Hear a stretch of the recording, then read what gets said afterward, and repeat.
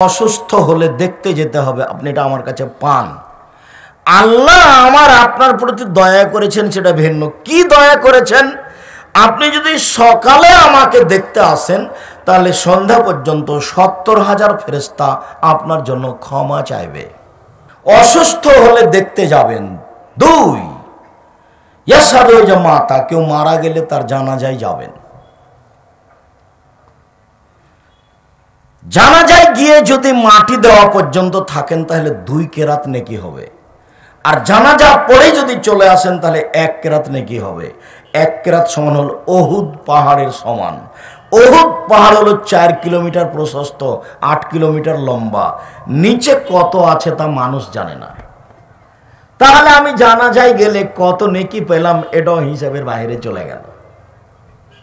এটা আল্লাহর দয়া, কিন্তু আমাকে যেতে হবে, এটা বাধ্য। মাইকিং করা হারাম। অমুক ব্যক্তি তার নিজ বাসভবনে রাত 3টার সময় ইন্তেকাল করিয়েছে, তার জানাজা বিকাল 3টায় অনুষ্ঠিত হবে, আপনারা দলে দলে উপস্থিত হইয়া সব শিষ্য হবের ভাগিদারে না। একবার নগদ মিথ্যা কথা। জাহেলিয়াতের যুগে চিৎকার করে মানুষের মরণের খবর বলা হতো, সেই জন্য আল্লাহ রাসূল এটা নাকচ করে দিয়েছেন। জাহেলিয়াত, মানুষ মারা গেলে জানাজায় যেতে হবে। 3, ইজুবে যা দাওয়াত, মানুষ দাওয়াত দিলে দাওয়াত খেতে যেতে হবে। এটা একটা জরুরি অংশ। দাওয়াত দিয়েছে, চলেন দাওয়াত খেতে যাই। দাওয়াত খেতে গিয়ে যদি দেখেন শিরক বেদাত হচ্ছে, বাজনা গান চলছে, তাহলে ফিরে আসতে হবে। ফিরে আসাও জরুরি। রাসূল সাল্লাল্লাহু আলাইহি ওয়াসাল্লামের বাড়ি থেকে জিবরাইল ফিরে গেছেন, ভুলে গেলেন। ওই যে একদিন আল্লাহর নবী সকালে খুব চিন্তিত হয়ে বসে আছে। তো উম্মু সালমা বলছেন রাদিয়াল্লাহু তাআলা, আচ্ছা আল্লাহর নবী আপনি চিন্তিত কেন, ঘটনা কি? আরে জিবরাইল তো রাতে আমার কাছে আসতে চেয়েছিলেন, তিনি আসলেন না, কি যে হলো আমি বুঝতে পারলাম না, কেন আসলেন না, তাই আমি খুব চিন্তিত, কি হলো? তো এখন উঠেই তার চোখের নিচে একটা কুকুরের বাচ্চা ছিল, তিনি কুকুরের বাচ্চাটাকে বাইরে করে ফেলে দিলেন, দিয়ে ওখানে নিজে হাতে পানি ছিটিয়ে দিলেন। জিবরাইল চলে এসেছে। তো আল্লাহ নবী বললেন, আপনি যে আমার সাথে ওয়াদা করেছিলেন রাতে আসবেন, আসেন নিজে। তখন জিবরাইল বলছে যে আমি এসেছিলাম, তো আমি এসে ঘুরে গেছি, আপনার চোখের নিচে কুকুরের বাচ্চা ছিল, সেই জন্য আমি ঘুরে চলে গেছি।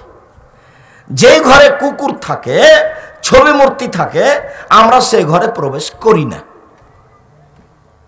আর আপনি আপনার বাপের ছবিটাকে কত সুন্দর করে সাজিয়ে রেখেছেন, সুন্দর করে বেঁধেছেন। বাপের জন্য দোয়া করেন একবার? দোয়া জানেন? এই ছেলে, দোয়া জানো? আল্লাহুম্মা ইগফির লি আবি ওয়ারফা দারাজাতাহু বিল মাহদিন ওয়াফসাহু ফি কবরি ওয়া নাব্বির লাহু ফিহি। আল্লাহ তুমি আমার বাপকে ক্ষমা করো, তাকে উচ্চ মর্যাদা দান করো, তুমি তার কবরকে প্রশস্ত করো, তুমি তার কবরকে আলোকিত করো। এটা বেটার দোয়া বাপের জন্য। কিছুই যদি না পারেন তো রব্বির হামহুমা কামা রাব্বায়ানি সাগীরা, এটা তো পারেন। এটাও বলার জন্য একটা পরামর্শ দেওয়া আছে সালাতে সালাম ফেরার পূর্বে। পরামর্শ মনে নাই মনে হয়, কিন্তু আমল করতে পারি না, মাঝে ভুলেই যাই। অনেকেই পারেন তা দেখা যাচ্ছে, তা আসলে মনে থাকে না, যার জন্য 2 রাকাত সালাত আদায় করে আবার বলেছি যে আল্লাহকে একটু বলেন আমার যেন এটা মনে থাকে। আমলের কিছু অংশ সবাই জানে, কিন্তু বাস্তবায়ন করতে পারে না। পেশাব করে উঠে এসে ওরে পেশাব করতে বসেছিলাম, দোয়া তো পড়িনি। পেশাব পায়খানা খরচ করে, পানি খরচ করার পরে এসে দেখছে তো আমি তো দোয়া পড়িনি, তখনই পড়ে নিয়েন, উঠে চলে এসেছেন। তবু মানে অভ্যাসে তাকে আনতেই হবে। অভ্যাস, আদাত জরুরি। বিছানায় শুয়ে ঘুমিয়ে গেছেন, দোয়া পড়েননি, ছোট্ট দোয়াটা পড়ার জন্য অনুরোধ জানিয়েছে, ডান কাতে আল্লাহুম্মা বিসমিকা মুতাওয়াহি। আর অনেক বড়টা পড়তে বলেছি, আল্লাহুম্মা আসলামতু নাফসি ইলাইকা ওয়াজ্জাহাতু ওয়াজহি ইলাইকা ওয়া ফাওয়াজতু আমরি ইলাইকা ওয়ালজাতু জাহরি ইলাইকা রাগবাতান রাহবাতান ইলাইকা লা মালজা ওয়া লা মানজা মিনকা ইল্লা ইলাইকা আমানতু বিকিতাবিকা আল্লাযী আনজালতা ওয়া নাবিয়্যিকা আল্লাযী আরসালতা। বুখারী মুসলিম। এই দোয়া পড়ে আল্লাহ রাসূল নিয়মিত ডান কাতে ঘুমাতেন। আব্দুর রাজ্জাক সেটা লম্বা হয়ে গেল, তো কি করব? তো আয়াতুল কুরসি পড়েন, তাহলে এটাও বড়। কি করব?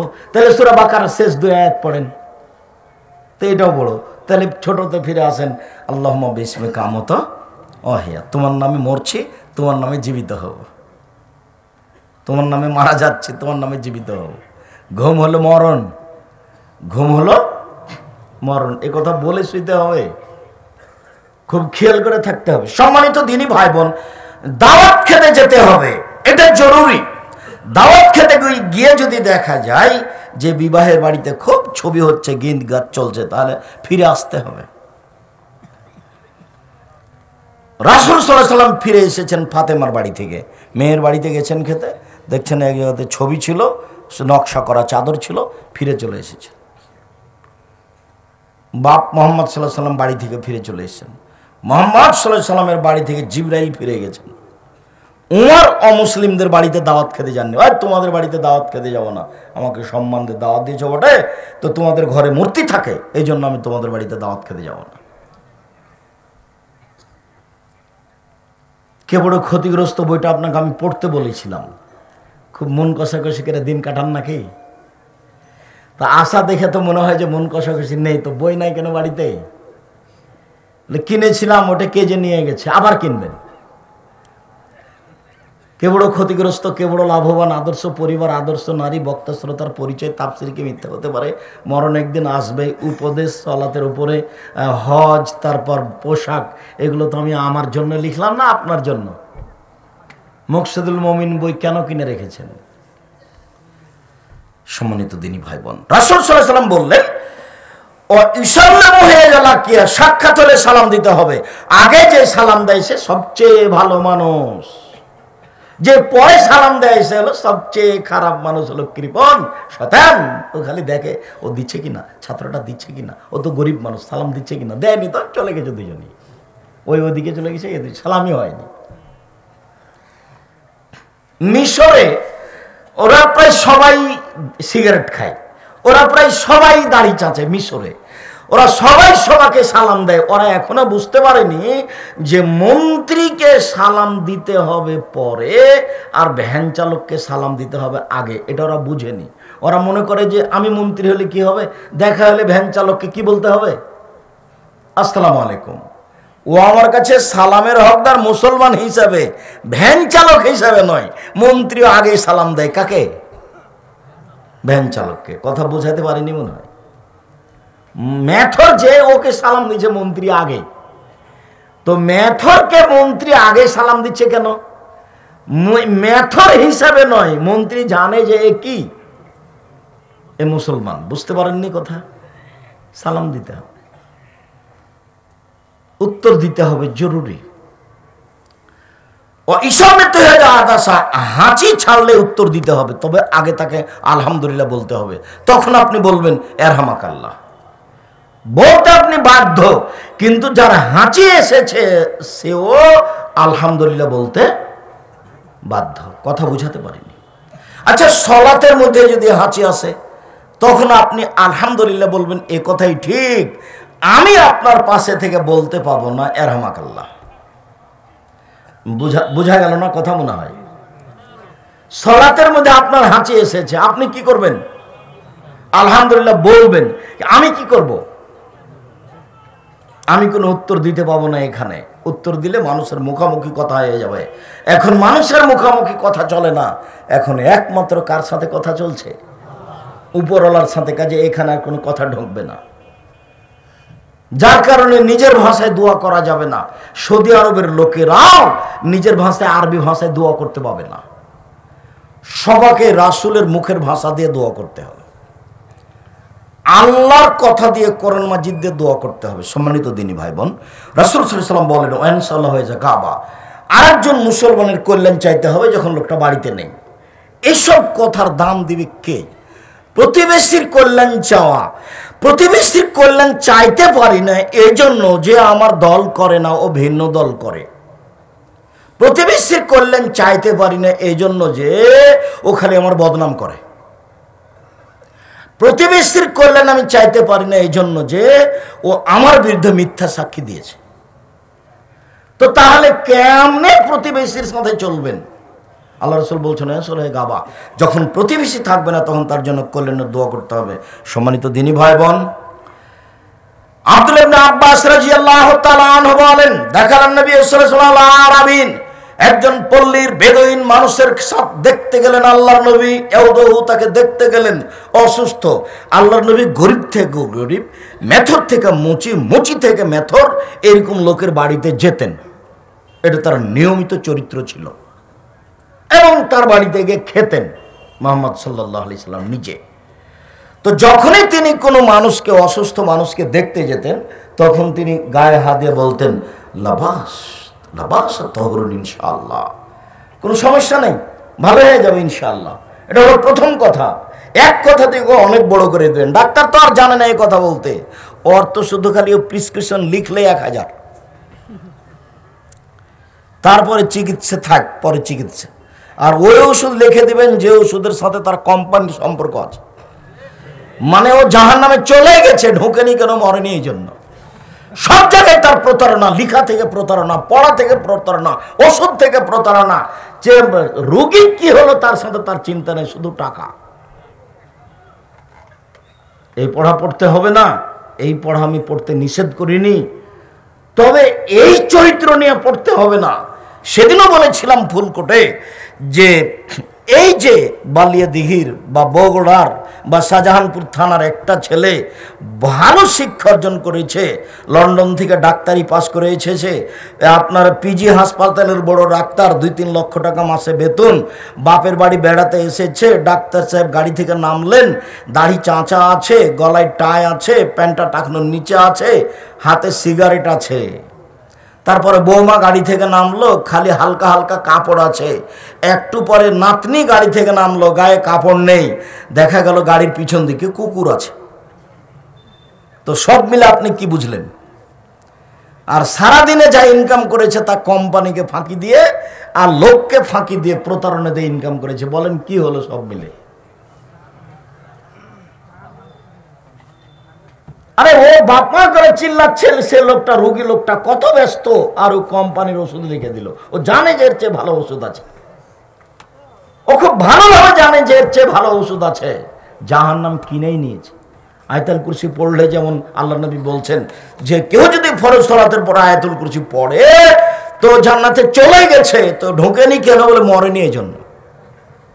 এ তো প্রতারক, বিদ্যার নামে জাতিকে প্রতারণা দেয়, এ আবার কি জান্নাত? প্রতিবেশীর কল্যাণ কামনা করতে হবে। রাসূল সাল্লাল্লাহু আলাইহি সাল্লাম ওই বেদুইন মানুষের গায়ে হাত দিয়ে বলে, লাবাসা তো ইনশাআল্লাহ, কোনো সমস্যা নেই, ভালো হয়ে যাবে। তো পল্লীর মানুষ তো পড়াশোনা জানে না, অশিক্ষিত মানুষ, তখন বলছে কাল্লা, না না কখনো নয়। আরে তাফুরালা শাইকিনাল হুম্মা, বৃদ্ধ মানুষের উপরে জ্বর 103 ডিগ্রি 5 ডিগ্রি, একবারে গায়ে জ্বর ফেটে যাচ্ছে, আর আপনি বলছেন যে ভালো হয়ে যাবে, কোনো সমস্যা না। আল্লাহ নবীর কথাটা উল্টা ভেবেছে। তখন আল্লাহ রসুল বলল, আচ্ছা ঠিক আছে, নাম, তুমি যেটা বলছো সেটাই। তারপর আল্লাহ রসুল চলে গেলেন বুখারী মুসলিম। আয়েশা রাদিয়াল্লাহু তাআলা আনহা বলেন, আল্লাহর নবীর কাছে কেউ যখন অসুস্থতার কথা বলতো, এমসাহু বিয়ামিনিহি, ডান হাত দিয়ে তার শরীরটা বোলাতেন। ডান হাত দিয়ে অসুস্থ মানুষের গায়ে ডান হাত লাগাবেন।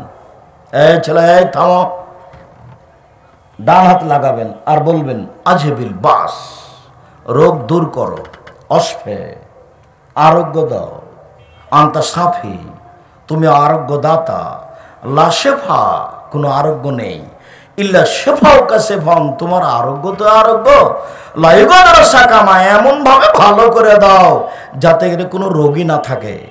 মুখস্থ আছে তো? সবাই যে হ্যাঁ বললেন কি না বুঝলাম না।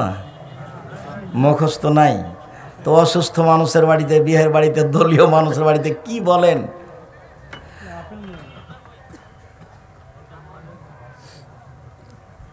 আয়েশা রাদিয়াল্লাহু তাআলা আনহা বলেন, যখনই কোনো মানুষ অসুস্থতার কথা বলতো, আল্লাহ রাসূল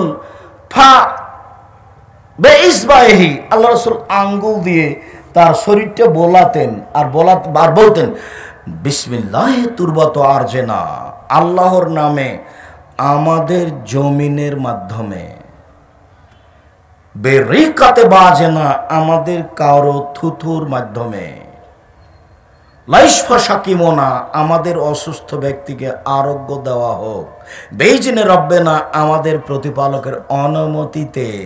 এই দোয়া পড়তেন। এটাও জানা নাই। আগেরটাও জানা নাই, এটাও জানি না। এবার আয়েশা রাদিয়াল্লাহু তাআলা আনহা বলেন, এবার জানা আছে। আয়েশা রাদিয়াল্লাহু তাআলা আনহা বলেন, আল্লাহর নবী যখন অসুস্থ হতেন তখন নিজের হাতটা নিজের গায়ে বোলাতেন, নিজের হাতটা নিজের গায়ে বোলাতেন। ও একরবিল মুআব্বিজাতাইনে ফালাকার নাস পড়তেন। এবার জানি ফালাকার নাস, অসুস্থ মানুষের গায়ে হাত বোলাবেন আর ফালাকার নাস বোলাবেন আর ফোঁক দিবেন, আর ফালাকার নাস পড়বেন। দুইটা পড়ে একসাথে ফোঁক দেন, আর নাহলে একটা পড়ে ফোঁক দেন, আবার আর একটা পড়ে ফোঁক দিবেন, ফালাকার নাস। আয়েশা রাদিয়াল্লাহু তাআলা আনহা বলেন, আল্লাহর নবী ওই অসুস্থ হলেন যে অসুস্থতে দুনিয়া থেকে বিদায় নিলেন, তখন আমি তার গায়ে ফালাক নাস পড়ে ফোঁক দিছিলাম। তবে আমার হাতটা এভাবে গায়ের উপরে বোলাইনি, আমি তার হাতটাকে তার গায়ের উপরে বোলাচ্ছিলাম। কেন? আমি মনে করছিলাম আমি আয়েশা, আমার হাত চেয়ে রাসূলের হাতটা বেশি দামি। কথা বুঝানো গেল না? মনে হয় বুঝা গেল না সাহেব? বুঝা যায়নি? মানে আয়েশা ফোঁক দিচ্ছেন রাসূলের গায়ে ফালাক নাস পড়ে, কিন্তু নিজের হাতটা গায়ে বোলাচ্ছে না, নবীর গায়ে রাসূলের হাতটা রাসূলের গায়ে বোলাচ্ছে। বুঝা গেল না? মনে হয় আপনি তার এখন আল্লাহ রাসূলের হাত পাবেন, আপনি নিজের হাত নিজে বোলাবেন তার গায়ে আর ফালাকার নাস পড়বেন। আয়েশা রাদিয়াল্লাহু তাআলা আনহা বলেন, পরিবারে যে কোনো মানুষ অসুস্থ হলে গায়ে হাত বলিয়ে ফালাক নাস পড়ে পড়ে ফোঁক দিতেন। উসমান ইবনে আস রাদিয়াল্লাহু তাআলা আনহু বলেন, আমি আল্লাহ রাসূলের কাছে খুব অভিযোগ করলাম, আমার শরীরে খুব ব্যথা, প্রচন্ড ব্যথা আমার শরীরে। তখন আল্লাহ রাসূল বলছেন, শোনো শোনো শোনো, এই শোনো, তুমি তোমার যেখানে ব্যথা সেখানে হাতটা রাখো, এভাবে হাতটা রাখো, রেখে বলো বিসমিল্লাহ বিসমিল্লাহ বিসমিল্লাহ 3 বার। এরপরে 7 বার বলো আউযু বিইজ্জাতিল্লাহি ওয়া কুদরাতিহি, আল্লাহর মর্যাদা দিয়ে, আল্লাহর ক্ষমতা দিয়ে এই ব্যথা থেকে আমি আশ্রয় চাচ্ছি। মিন শাররি মা আজিদু ওয়া হাদিরু, আমি যে কষ্ট পাচ্ছি সেটা থেকে, আর আমি যে আশঙ্কা করছি রোগ বেড়ে যেতে পারে সেটা থেকে। এ বলো তুমি 7 বার, বিসমিল্লাহ বলো 3 বার, আর এটা বলো 7 বার আউযু বিইজ্জাতিল্লাহি ওয়া কুদরাতিহি মিন শাররি মা আজিদু ওয়া হাদিরু 7 বার বলো। সাহাবী বলছেন, আমি বললাম, তারপর আমি করলাম, তারপর দেখি ব্যথা নেই, চলে গেছে। আবু মুসা আশআরী রাদিয়াল্লাহু তাআলা আনহু বলেন যে আল্লাহর নবী বললেন আমার শরীর খুব ব্যথা, অসুস্থ। তো জিবরাইল চলে এসেছেন। জিবরাইল সাহেব বলছেন, ইস্তাকাইতা মুহাম্মদ সাল্লাল্লাহু আলাইহি ওয়াসাল্লাম, আপনি আপনার শরীরের ব্যথার কথা বলেছেন? কালাম জি। এবার জিবরাইল ফোঁক দিচ্ছেন আমাদের নবী। এবার জিবরাইল ডাক্তার, এতক্ষণ আল্লাহর নবী নিজে ছিলেন, আয়েশা রাদিয়াল্লাহু তাআলা আনহা ছিলেন। এবার জিবরাইল বলছেন, বিসমিল্লাহি আরকিকা, আমি আল্লাহর নামে আপনাকে ঝাড়ফুঁক করছি। মিন কুল্লি শাইইন ইউযিকা, সব কিছু হতে যে জিনিস আপনাকে কষ্ট দেয়।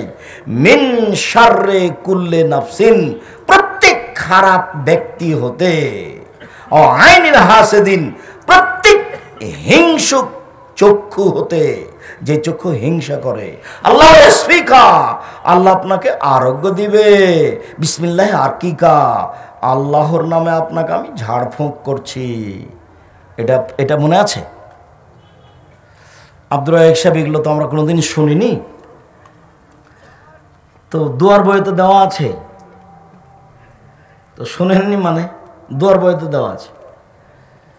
এইবার চলেন, আল্লাহর নবী বলছেন, আবু হুরায়রা রাদিয়াল্লাহু তাআলা বলছেন, আল্লাহর নবী হোসেন এবং হাসানের মাথায় হাত দিতেন, এভাবে কপালে হাত দিতেন, দিয়ে বলতেন আইজুকুমুল্লাহ বিকালিমাতিল তাম্মা বিকালিমাতিল্লাহি তাম্মা মিন কুল্লি শাইতানিন হাম্মা আমিন কুল্লি আইনিন লাম্মা আইদুকুমা বিকালিমাতিল্লাহি তাম্মা। তোমরা 2 ভাইয়ের ব্যাপারে আল্লাহর পূর্ণ কালেমা দিয়ে আল্লাহর কাছে আশ্রয় চাচ্ছি। মিন কুল্লি শাইতানিন হাম্মা, প্রত্যেক শয়তান হতে এবং বিষাক্ত হিংস্র প্রাণী হতে। অমিন কুল্লি আইনিন লাম্মা, আর প্রত্যেক বিষাক্ত বদনজর হতে। বদনজর খুব খারাপ জিনিস, খবরদার বাচ্চার এই কপালে টিপ দিয়ে বাচ্চাকে বাইরে নিয়ে যাবেন না। কথা বোঝা গেল না? টিপ দিয়ে বাচ্চাকে বাইরে নিয়ে যাবেন না। বাচ্চাকে সাজগোজ করে বাইরে নিয়ে যাবেন না। সন্ধ্যার সময় বাচ্চাকে ছাদের উপরে নিয়ে যাবেন না। সন্ধ্যার সময় বাচ্চাকে উঠানে আগুনে নিয়ে যাবেন না। বাড়ির চত্বর বাইরে নিয়ে যাবেন না। শয়তানের নজর পড়তে পারে, মানুষের নজর পড়তে পারে। বদ নজর এমন একটা জিনিস, আল্লাহ নবী বলছেন যদি কোনো জিনিস ভাগ্যকে ভেঙে ফেলে দিতে পারতো তো বদ নজরই পারতো। খালি আপনি বাড়িতে নিয়ে এসেছেন ছেলে, আর বাচ্চা একবারে বমন করে তুলে মরে পেশাব পায়খানা, মনে হচ্ছে এখনই চলে যাবে, তার নামে বদনজর লেগেছে। বদনজর কি জিনিস জানেন? 1 মিনিট, এই ছেলে, আপনারা স্বামী স্ত্রী বাড়িতে বসে আছেন, আপনার স্ত্রী আপনাকে বলছে শোনো, দেখছো মুরগির বাচ্চাগুলো কত সুন্দর সুন্দর হয়ে উঠেছে, তা আপনাকে দেখতে ডাকলো, তা আপনিও দেখলেন, স্বামী স্ত্রীর বাচ্চাগুলি দেখলেন। এবার আপনি জোহরের সালাত আদায় করতে গেছেন, এসে আপনার স্ত্রী বলছে আরে শুনেছ চিল এসে না 2-3টা বাচ্চা ধরে নিয়ে চলে গেল। দেখবেন সন্ধ্যা হতে হতে 10টা ছিল, 5টাই নাই, তার নাম বদনজর। সম্মানিত দিনী ভাই বোন, আমি আপনাদেরকে অনুরোধ জানাচ্ছি, রাসূল সাল্লাল্লাহু আলাইহি ওয়াসাল্লাম উম্মু সাহেবের বাড়িতে গেলেন তাকে দেখার জন্য। দেখতে গিয়ে খুব কাঁপছে, থরথর করে কাঁপছে। তখন আল্লাহ রাসূল বললেন কি হয়েছে তোমার? তখন বলছে আল্লাহুম্মা, গায়ে খুব জ্বর, লা বারাকাল্লাহু ফিহি, আল্লাহ যেন এত বরকত না দেয়। তখন আল্লাহ রাসূল বলছেন লা তাসাব্বিল হুম্মা, ছি ছি ছি ছি ছি, জ্বরকে গালি দিও না। ফাইন্নাহা তুযহিবু খাতায়া বানি আদম কামা ইয়াযহিবুল কিরু খাবাসাল হাদিদে, মানুষের গায়ের জ্বর মানুষের পাপকে মিটিয়ে দেয়, যেভাবে কামারের ভাটি লোহা এবং সোনা চাঁদি থেকে ময়লা দূর করে দেয়।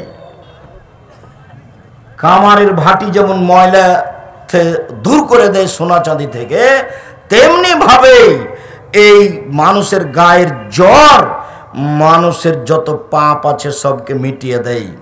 রাসূল সাল্লাল্লাহু আলাইহি ওয়াসাল্লাম বলেন যখন মানুষের গায়ে অসুখ বিসুখ জ্বর ব্যাধি হয়, মানুষ যখন চিন্তিত হয়, দুরারোগে আক্রান্ত হয়, তখন ইকাফিরুল্লাহু তাআলা সাইয়াতিহি, আল্লাহ কামা তাওয়াত্তু শাজারাতু রাকাহা, যেমন ভাবে গাছের পাতা যখন শুকিয়ে যায় তখন top top top top top top করে পাতা যেমন ঝরতে থাকে, মানুষ যখন বিপদে পড়ে, মুমিন পুরুষ নারী গায়ে যখন জ্বর হয় তখন তার পাপগুলি এভাবে ঝরতে থাকে।